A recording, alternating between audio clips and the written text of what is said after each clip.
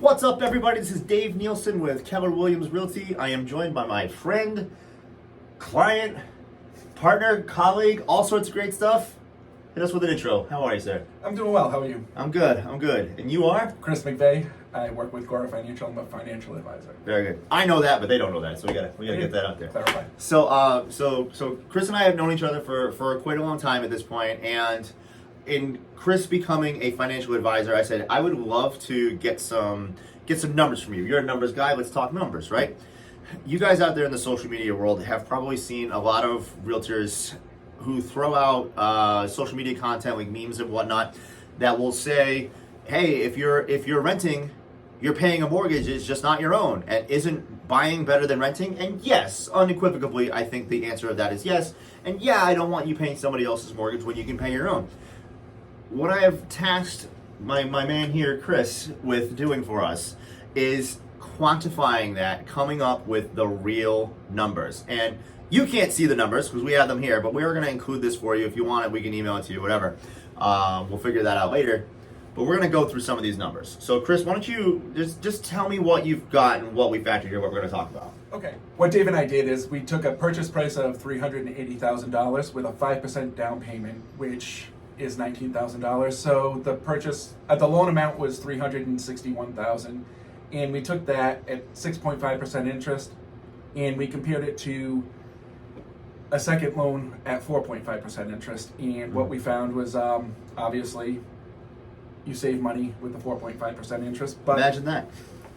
So let's talk about why we did that too. So guys, you have heard us talking about seller buy down rates, buy down programs. We talk about like a 2-1 buy down. 6.5% is about right for today's market. I'm actually hearing as low as like 6.12. It's coming down.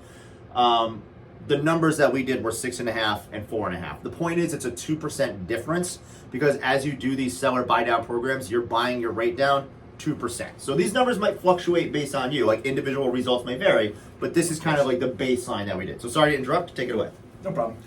We also factored in what rent would be at $2,000 per month over 2 years and $1,400 per month over 2 years. Mm-hmm. And we also took that number and compared it to, actually added it to what the lost equity would be if you waited 2 years to purchase. Right. The idea being, so again, a lot of realtors, and I'm not disparaging any of my illustrious colleagues. All I'm saying is that we are taking steps to quantify the actual pain of renting versus owning, which I think your numbers were like, that's over a 2-year period. We're not even talking about the life of the loan. We're talking about a 2-year period. Okay. Correct. All right. So what were your findings here? Okay. So what we found was, It's Mac. It's not touchscreen. make it go. I will make it go. I will drive the bus. Thank you. All right. So let's go. What do we got? Go to the bottom. Go to the bottom. All right. So just a quick, at $2,000 a month per rent over 2 years, you're going to pay $48,000 in rent, which is quite a bit. Quite a bit. As David mentioned, you earn about 4% in equity per year as the market grows. Yeah, it's an annual average of real estate appreciation. So the total after 2 years of that is $31,008 in appreciation on a $380,000 home. So that's just your equity growth. Correct. Okay. So when you take your equity and your rent, the total loss of waiting 2 years to purchase a home at $2,000 a month rent is $79,008. Can I say that one more time? $79,008. $79,000. So let's wrap some context around that. $79,000. First of all, I could go buy a Cadillac for $79,000, right? You could. This is why I opened this conversation by saying it's not just the it's not the 30-year loss of owning the property. It's not even like 10 years. The average person owns their house for about 10 years. It's not even that period. We're talking 2 years. Very, very, very few people sell their house within 2 years. So these numbers aren't like fluff. Plus, with $2,000 of rent, I think the average in Rhode Island is like $2,100. So we're actually a little bit below with this number. So this isn't like I'm cherry picking numbers to help make a point.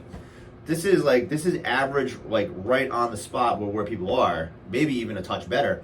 And even if it's not, what did you find at $1,400, which right now is kind of like discount rent? It is. So at $1,400, your rent after 2 years is $33,600.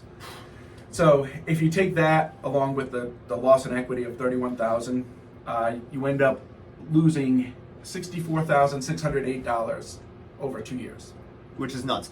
So, and again, that's compared, that's numbers at $1,400 a month. So what this number represents, those large numbers, this is your total rent payment added to the equity you would have gained. Those of you who don't know what equity is, it is the difference between what you owe on the property and its current market value. If I buy a house for $300,000, I owe $200,000. Wait, I said that. Yeah, no, that's right. That's right. I was like, did I say that backwards? Then I have $100,000 in equity.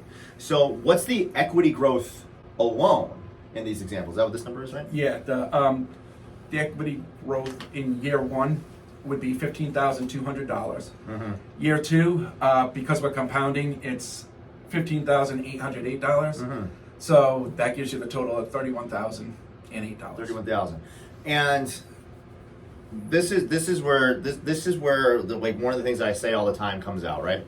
You probably, if you're watching this, you've probably heard me say this before, that real estate is the most reliable and most accessible means of building wealth available to an entire generation of people. It's our job to educate the people on what exactly that means. Now, I say that, I think it sounds good, I think it's a snappy little thing that I can spit out in an elevator, no problem. Quantifying it, like, I know this number and this number shocks me. Like, $31,000, like, what could you do with $31,000 additional? And that's the difference between buying a property and renting a property. It's just bananas to me. It's just bananas. I think we have total. No, I don't think we want to do that. That's just the mortgage. That's just the mortgage. Yeah, we're actually looking at an amortization schedule. That's the one part about buying a house that hurts, is that amortization schedule. But, like, guys, it's the other thing that we're talking about here is we factored this with a 5% down payment. Now, listen, one of the reasons people don't buy property is that it may be difficult to come up with a down payment, that 5%. Listen, I get that. I'm not telling you to buy a house tomorrow. I'm telling you, let's get yourself in a position and then go over the numbers and then let's buy this thing, right? This is not something that's terribly prohibitive to get into. This isn't something that only the 1% has access to. This is actually how you become the 1%, because this is your wealth building tool. So, Chris, I don't know if you have any further commentary on this that you want to throw out? No, like Dave said earlier, everybody's circumstances are different, so if you need help with something like this, certainly reach out. Dave can put you in contact with me, and we can hammer some numbers. Absolutely.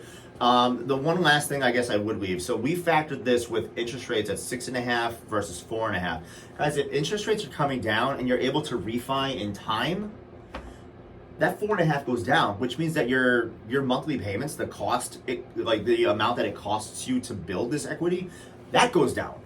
So eventually, if not immediately, you find yourself at a point where the amount you're paying for your principal, interest, tax, and insurance can actually be less than the rent, and you're building equity on that. Like, this is monstrously powerful stuff that you guys need to be aware of, and that you absolutely need to talk to my buddy Chris here, so you can see what the numbers look like for you.